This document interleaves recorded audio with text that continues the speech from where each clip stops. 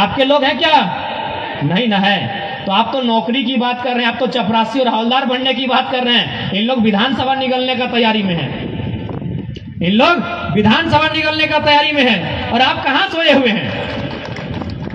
आने वाला दिन फिर परिसीमन होगा, और परिसीमन किस प्रकार किया जाएगा पता है? आधा शहर की आबादी और आधा गांव की आबादी को जोड़ा जाएगा, क्योंकि लोग जानता है कि जो लोग बाहर से आए हैं ना, उन लोग एकजुट है कि झारखंडी को छोड़ के सबको वोट देंगे, और झारखंडी को पता नहीं किसको देना है। आने वाला 2024 या 2026 में परिसीमन पक्का होगा। आज जो आपकी 21 विधानसभा है, 120 से 140 विधानसभा बनेगी, उस समय इसी प्रकार का परिसीमन होगा।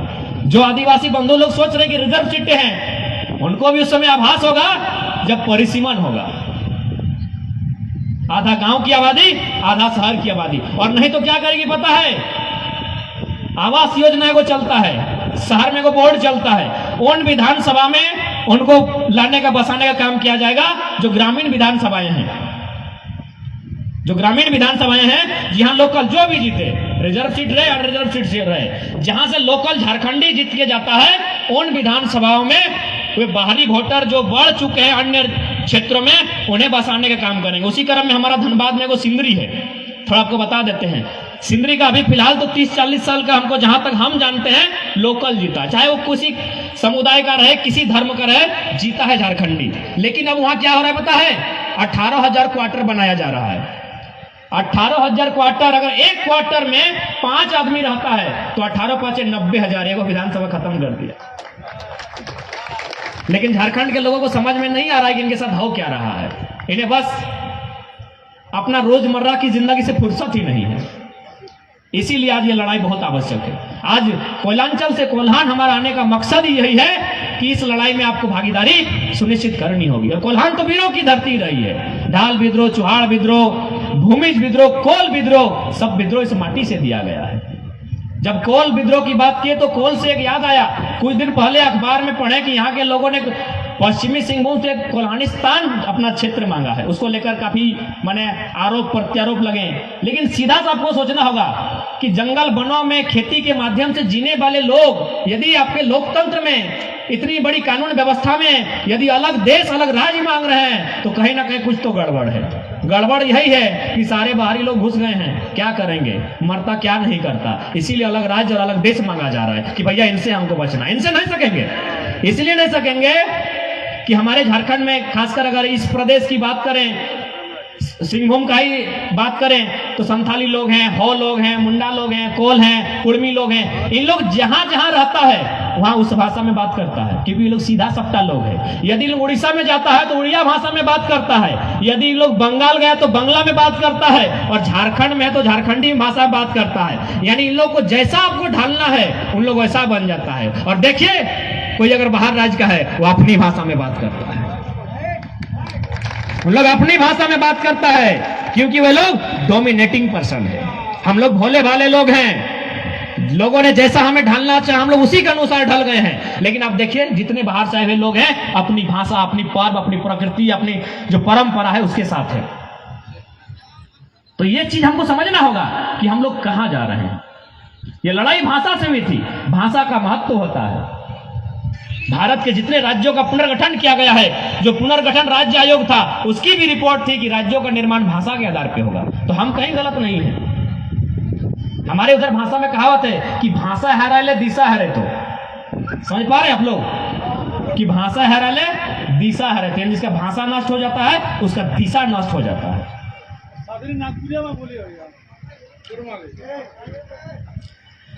तो इसलिए ये लड़ाई बहुत अत्यंत आवश्यक है, क्योंकि जिसका अपना भाषा नहीं होता है उस, क्योंकि लड़ाई भाषा से प्रारंभ हुई थी, जिसका भाषा नहीं उसका दिशा नहीं।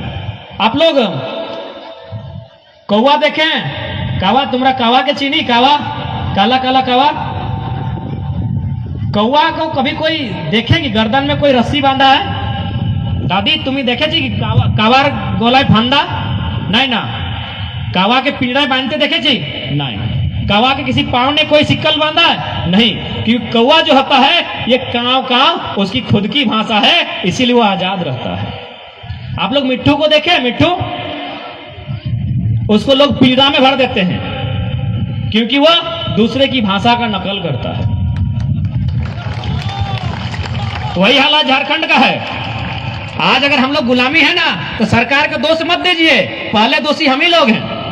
पहला दोषी हम लोग हैं। हमने बाहर की संस्कृति को यहाँ स्वीकार किया, हमने बाहर की भाषाओं को यहाँ स्वीकार किया, तब जाके आज हमारा नुकसान हुआ। जबकि हमारी संस्कृति बहुत महान है, हमारी जो संस्कृति है, हमारी जो परंपरा है, वो बहुत महान है। कभी आप गौर कीजिएगा, अभी देखिए बारिश का मौसम है, 2 दिन पहले कोई मौसम वैज्ञानिक कह देता है कि 2 दिन बाद बारिश हो सकती है। थोड़ा सा मेरी इस बात को ध्यान दीजिएगा कि 2 दिन बाद अगर बारिश होती है ना, तो कोई मौसम वैज्ञानिक पहले बोलता है कि 2 दिन बाद बारिश होगी। उसको रिसर्च करने के लिए गवर्नमेंट अरबों रुपया खर्चा करती है और साथ ही उसको भी लाखों का पेमेंट देती है। महज 2 दिन पहले वो बताता है। लेकिन हमारे जो पूर्वज थे ना, वो 1000 साल पहले ही बोल दिए थे कि आमे बांध तेतरी ढान, आमे बांध तेतरी टान। आप लोग इधर नहीं सुनते हैं क्या? मकरे बांध टिकरे धान। आज से 1000 साल पहले उन्होंने पेमेंट लिया है, ना स्कूल गया है, ना कॉलेज गया है। तो समझिए हमारी संस्कृति कितनी महान है। आज भी सही हो रहा है ना, आमे बांध तेतरी टान। इसका मतलब है जन बच्छर आम बेसी धर तो पानी बेसी गिरतो, जन बच्छर तेतर बेसी धर तो पानी कम गिरतो। तो ये लोग 1000 साल पहले बोल के गए हैं, और यहाँ मौसम वैज्ञानिक तो 2 दिन पहले बोलता है कि बारिश हो सकती है। तो आपको समझना होगा हमारी संस्कृति क्या है, हमारी परंपरा क्या है, हम लोग किस कल्चर के लोग हैं। इसलिए आज ये लड़ाई केवल सरकार के खिलाफ ही नहीं है, बल्कि हमारी लड़ाई हमसे भी है। अब यहाँ जमशेदपुर में और पूर्वी सिंहभूम में अगर गाना बजेगा कि आरा जिला उखाड़ दे लो किला, तो गलती हमारा भी है। आरा जिला का यहाँ क्या काम है? आरा जिला में बजाए, हमको कोई शिकायत थोड़ी है, हमको किसी भाषा से कोई शिकायत नहीं है। सबकी अपनी अपनी भाषा है, सबकी भाषा सुंदर है, लेकिन मेरा क्षेत्र में मेरी भाषाओं की बात होनी चाहिए, हम उसके पक्षधर हैं। तो इसलिए आने वाला युवा पीढ़ी को भी तय करना होगा कि आप लोग कहां जा रहे हैं। आपको अपने पुरखों के बलिदान को समझना होगा, और ये लड़ाई अंतिम होगी, क्योंकि इसके बाद फिर झारखंडी लड़ नहीं पाएगा।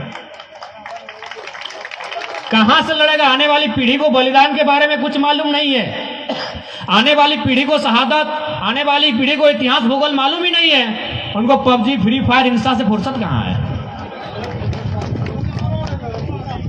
इसलिए अंतिम लड़ाई है, इसके बाद हमारे पास कुछ नहीं बचेगा। आज आप थोड़ा सा गांव में है, इसलिए लग रहा है कि हम लोग ठीक ठाक हैं, लेकिन क्या गारंटी है? झारखंड है, इसी मिट्टी में अगर सोना निकल जाए तो मजाक लग रहा है। लावा गांव है आपका चांडिल के बगल में, डैम के ठीक बगल में लावा गांव है, वहां पहाड़ में सोना मिला है, और सोना कोड़ने वाला सब बाहर का लोग, सब बाहर का लोग। तो इसीलिए ये मत सोचे कि हम गांव में हैं, बस इतना जानिए आप झारखंड में हैं। क्या पता कोयला मिले कि तांबा मिले कि अभ्रक मिले कि यूरेनियम मिले यहाँ।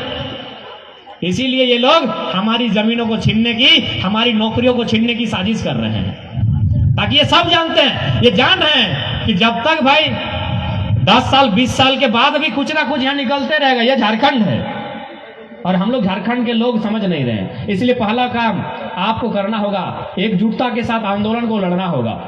और चूंकि आपके इधर तो एक अच्छा लगा कि आपकी इधर दहेज प्रथा नहीं चलता है, सही है ना, तो यानी आपको जमीन बेचने का तो नौबत भी नहीं आना चाहिए। हमारे उधर के लोग अगर जमीन बेचते हैं ना, तो उसका एक कारण है कि बड़ी दहेज चलता है, जो तो टाका तो सुंदर बोर पावा जाए।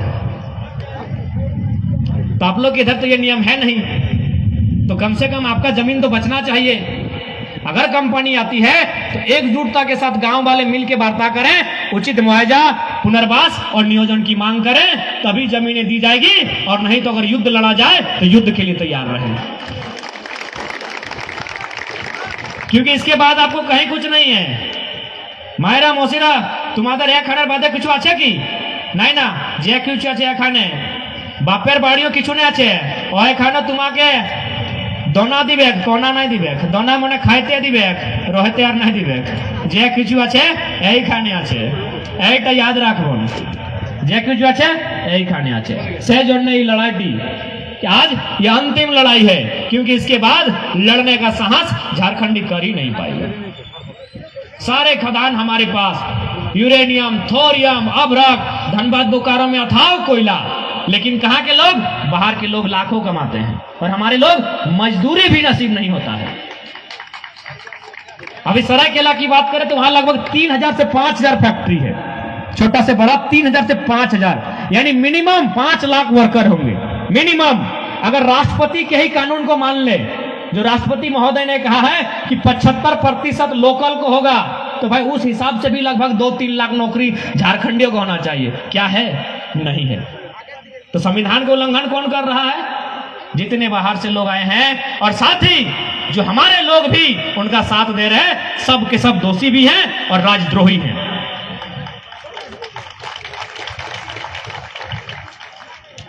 ये लोग असल में द्रोही ये सरकारें हैं, ये गवर्नमेंट है, उनका सिस्टम, चाहे वो बड़ा बाबू रहे, चाहे बीडीओ रहे, चाहे कलेक्टर, चाहे एसपी रहे, जो गलत तरीके से गलत लोगों का समर्थन किया है, वे लोग राजद्रोही हैं। लेकिन झारखंड में देखो नक्सली वर्ड दे दिया है। अरे आज तक तो हम लोग को नक्सली से कभी डर नहीं लगा। वो गांव सब में 12 बजे रात को जाते हैं, लेकिन हाँ, इस सरकार से, इस सिस्टम से, इस कंपनी से हम लोग को रोज डर लगता है कि कब हम लोग का जमीन छीन लेगा।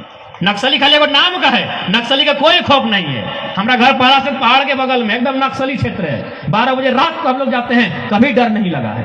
लेकिन डर कहां लगता है कि पता नहीं कौन सा नियम बनेगा, इस सरकार क्या करेगी, हमारा हक अधिकार एक कलम में छीन लेगी। छीनिए लिया था, 2021 में कानून आया है लैंड पूल बिल, 2021 में जमीन का एक कानून आया है लैंड पूल बिल। उसका मतलब है 20 किलोमीटर के दायरे में जो भी जमीन आएगा, अगर सरकार चाहे तो मनमाने तरीके से आपसे बिना कुछ कहे ले सकती है। विरोध हुआ तो फिलहाल वापस हुआ है। तो डर कभी हम लोग को चोर डकैतों से नहीं लगता है झारखंड में, डर तो हम लोग को प्रशासन से लगता है, डर तो पुलिस और कानून से और विधायक सबसे लगता है कि कब इन लोग हमको निगल ना जाए। आज ये स्थिति है झारखंड की, और ये सच्चाई है, आज ये सच्चाई है। चोर अपराधी लोग विधायकों का साथ आंख से आंख मिला के उनके साथ बिजनेस करते हैं, और एक आम आदमी डरा सहमा है आज भी।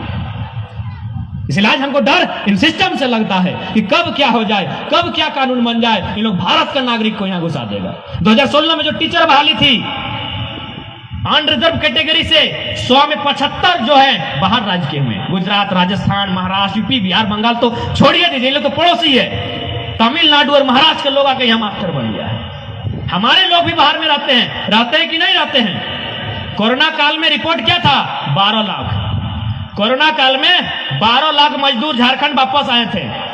ये आंकड़े सरकारी आंकड़े कहते हैं, मान के चलिए 18 से 20 लाख, यानी 18-20 लाख लोग बाहर में रहते हैं। आप पता कीजिए, क्या एक भी आदमी वहां सरकारी नौकरी करता है क्या? बाहर राज्य में एक भी आदमी करता है क्या? क्या कहीं हमारी भाषाओं को मान्यता है क्या? तो ये चारागाह है क्या? ये धर्मशाला बना हुआ है क्या, जिसका कोई नियम नहीं? ये धर्मशाला है झारखंड, इसका मतलब हमारे भी 20 लाख मजदूर बाहर में रहते हैं। एक को बताइए कि वहां गवर्नमेंट का जॉब किया हो, और यहाँ लोग फर्जी सर्टिफिकेट बनाता है। एकदम आराम से आके साफ शब्दों में कहें कि बाहरी राज्य का चोर लोग यहाँ मास्टर बन जाता है। हाँ, चोर है, बिल्कुल चोर है, चोरी सर्टिफिकेट बनाया है, वो फर्जी जाति आवासीय बना के सर्टिफिकेट बनाया, वो चोर है। जो अपना राज्य में चोर है यहां आके मास्टरी करता है, तो कहां से भला होगा राज्य का? चोर है सब अपना राज्य का, खुले मन से कहता है, वो किसी बात का डर नहीं है। जितने बाहर राज्य का चाहे किसी राज्य का रहे, जो गलत तरीके से आया है वो चोरी करके आया है, वो चोर है अपना राज्य का, और हमारे यहाँ के मास्टर बनता है। और हम लोग भगाते कि मेरा बच्चा लोग का भविष्य भला होगा। हमारा रामगढ़ का एक उमेश महतो करके था, आप लोग पेपर में पढ़े होंगे, रामगढ़ उमेश महतो, वो 7वां रैंक से बिहार में टीचर का बहाली पास किया था। जब बहाली ज्वाइनिंग करने गया, उसको मार के भगाया गया था। देखो साथी, हमारा उड़ीसा में सारा चीज पार कर लिया, लेकिन जब इंटरव्यू का बारी आया, बोला रे तुम तो झारखंडी है। तो जब सब राज्य का अपना अपना कानून है, और हम भी सम्मान करते हैं भाई, हमको नहीं बंगाल चाहिए, हमको बिहार में भी नहीं चाहिए, जो मेरा है वहां हमको अधिकार चाहिए, क्योंकि हमको फ्री पॉकेट में नहीं मिला है, फ्री पॉकेट में राज्य नहीं मिला है। फ्री पॉकेट में किसको मिला है? छत्तीसगढ़ और मध्य प्रदेश। मध्य प्रदेश और छत्तीसगढ़ का बंटवारा आसानी से हुआ है, उत्तराखंड का बंटवारा उत्तर प्रदेश से आसानी से हुआ है, पंजाब से हरियाणा का बंटवारा आसानी से हुआ है, महाराष्ट्र से गुजरात का बंटवारा आसानी से हुआ है। हमको 88 साल लगा है, एक पूरा युग लगा है बांटने में, और आप कहते हैं भाईचारा की बात करते हैं। पूरा साजिश के तहत आज भी झारखंडियों को रखा जा रहा है। अब ये झारखंडी तय करेंगे, इन्हें अगर जीना है जी तो सकते हैं, अगर नहीं लड़े तो ये नहीं आपको कोई मारने नहीं आ रहा है, आप जिंदा रहेंगे लेकिन उनके गुलाम रहेंगे। अभी आपको तय करना है कि गुलामी को चुनना है या आजादी के साथ रहना है। हो सके 2-4% बलिदान मांग दे, और बलिदान कब नहीं मांगा है, इस माटी ने बलिदान कब नहीं मांगा है। अब समय आया है फिर से बलिदान देने की। और साथ ही चूंकि हमारी नारी शक्ति भी उपस्थित है, इस लड़ाई में आपको भागीदारी लेनी होगी, क्योंकि लोग कहते हैं कि जिस आंदोलन में महिलाओं की भागीदारी होती है वो आंदोलन जन आंदोलन बनता है। तो यह अब आपका जिम्मा है इसे जन आंदोलन बनाने का।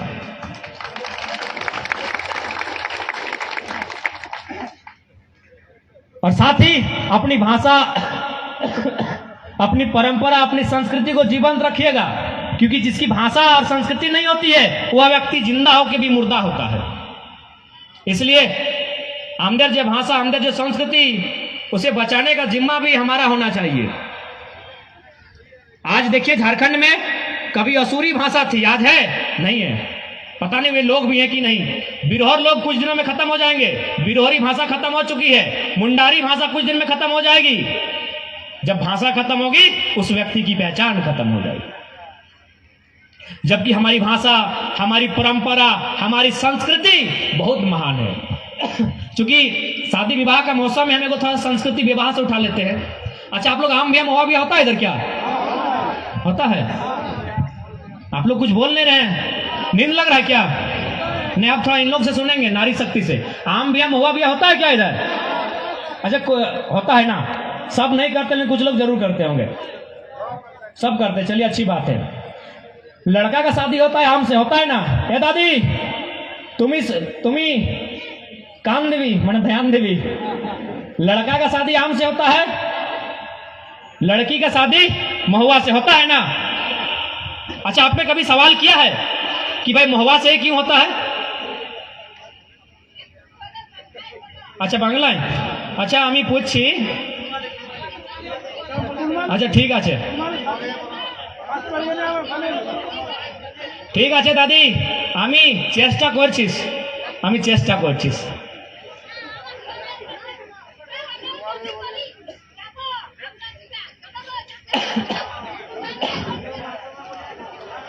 ঠিক আছে, আমি চেষ্টা করছিস দাদি, চেষ্টা। বসুন বসুন বসুন বসুন বসুন। ना बिल्कुल, हम भी चाहते हैं कि हिंदी हमारी पहचान नहीं है, लेकिन मजबूरी है। हिंदी हमारी पहचान नहीं है, हिंदी भी साजिश के तहत लाया गया है। फिल्म दिखा दिखा के, हॉल में फिल्म लगा लगा के हिंदीकरण किया गया है। हिंदी से हमारी रक्षा कवच नहीं है, सही बोला दादी। हिंदी से हमारी पहचान नहीं है, हमारी पहचान हमारी मातृभाषा से है, जो हमारी मातृभाषा है। तो मेरी मातृभाषा को आप समझ पाइएगा। तो देखिए, जैसे कि यहाँ भी आम बिहार महुआ बिया है मित्रों, तो भाई लड़की का जो बियाह है वो हो महुआ से ही का है। गांव में तो आरो गाछ हो, नीम हो, खिजूर हो, आंजीर हो, कटहर हो, अच्छे ना? तो महुआ टार संगे का है कुछ तो मीनिंग आछे ना, कुछ अर्थ आछे ना। আমি একটা ছোট ছেলা, কিন্তু আপনার বুদ্ধি থাকে আমি বাতবার চেষ্টা করছিস, বাতবার हम कोशिश कर रहा है।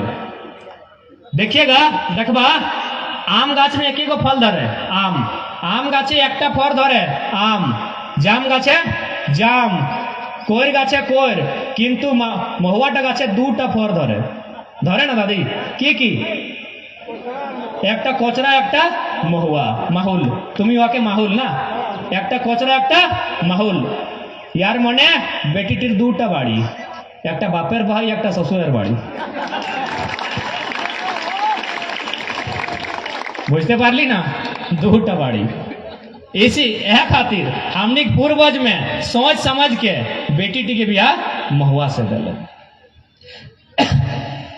हटे नहीं, ब्याह के समय देखिए, जब पहली बार कन्या पक्ष और बर पक्ष के जब मेल मिलान भे हो, तो ओखाने 3टा जिनिसের आदान प्रदान करते जाए, একটা अरवा चार, একটা दूब घास और कुछ टाका, है ना दादी? 3टा जिनिस, अरवा चार, दूब घास और किछु टाका। अरवा चार मने तो सबाई जाने, अरवा चार यानी चार ना संसार चलबेक नहीं, मोबाइल रय चाहे ना रय संसार चलबेक, बाजार रहे चाहे नहीं रहे संसार चलबे, गाड़ी घोड़ा रहे चाहे नहीं रहे संसार चलबे, किंतु चार नहीं रहे संसार नहीं चलबे, एटा मने सबाई जाने। तारपरे दुब घासेर मने की आजो कालो अगर लड़का या लड़की के कहबे कि हमनी परंपरा लगो तुम्हारा बोलबे गया एटा की मजाक होय छे, किंतु उसका मतलब क्या है थोड़ा समझिएगा। दुब घासेर माने दुब घास कभी मरे ना है, गोटा नहीं मरे, दुब घास मरे ना है। तो तार मने दोनों परिवार बर पक्ष और कन्या पक्ष वचन दिच्छे कि जार मतन दुब घास मरी नाई आमदेर रिश्ता मरबेक नाई, जे मतन दुब घास मरी नाई आमदेर रिश्ता मरबेक नाई।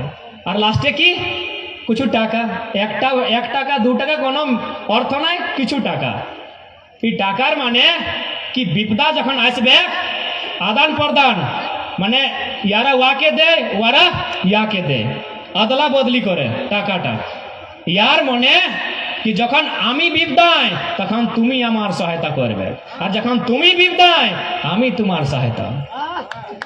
तो इतना सुंदर मीनिंग है हम लोग का हर चीज का। अरे हम लोग का खाना पीना रहना उठना हर चीज का मीनिंग है। यही नहीं, आपके इधर अगर दहेज नहीं लिया जाता है ना तो भी को बहुत सुंदर उदाहरण देते हैं। तुमरा सजनी डाला बुझी दादा गिला बुझबे जार सजनी आछे कम से कम वारा तो बुझबे सजनी मने जा जा बिहा करेछि वारा बुझबे। सजनी डालाय किछु सामान दिया जाए, कुछ सामान सजाते जाए। की सजाते जाए अनेक किछु ओकर में हल्दी तेल लहसुन कुर्थी किछु किछु सामान सजाते जाए। ये टार मीनिंग की पता, इटार मीनिंग कि जखन सजनी थी 20 बच्चर 20 बच्चर पहले जब अपने माँ के घर यहाँ जन्म लिया था उसकी माँ ने पवाती के टाइम इन चीजों का सेवन किया था। और अब पर क्योंकि अब उसकी माँ ने इसलिए उन चीजों का खर्चा किया था क्योंकि बेटी का जन्म हुआ था।